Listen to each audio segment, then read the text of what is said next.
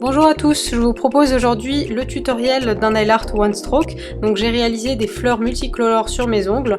Donc j'ai utilisé plusieurs couleurs de peinture acrylique et j'ai réalisé sur chacun de mes ongles une fleur entière et une fleur dans le coin.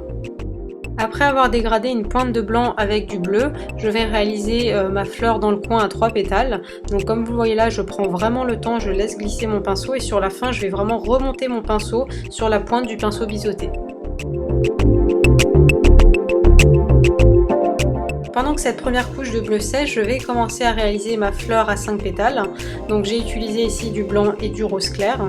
Donc la difficulté ici, ça va être de bien dispatcher ces 5 pétales. Donc le mieux, c'est de vous entraîner sur une feuille de papier à dessiner les contours d'une fleur à 5 pétales. Et donc comme ça va vous apprendre à bien équilibrer votre fleur.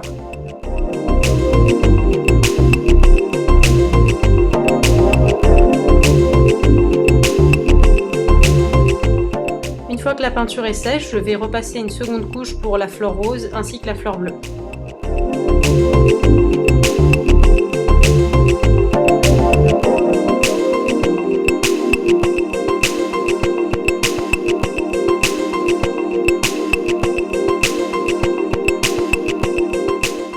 J'ai ensuite orné cette déco de plusieurs lignes et pois, donc je me suis servi de mon pinceau Rubloff taille numéro 2 que j'ai trempé dans de la peinture acrylique et que j'avais au préalablement bien imbibé d'eau. Donc comme vous voyez là, j'amène la peinture vers moi plutôt que d'aller à rebrousse-poil pour vraiment ne pas abîmer le pinceau.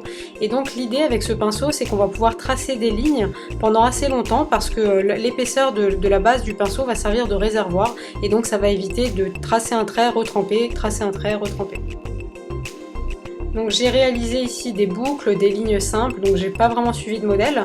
Et ensuite je vais prendre de la peinture acrylique blanche diluée et un dotting tool et je vais réaliser de petits pois au centre de chaque fleur.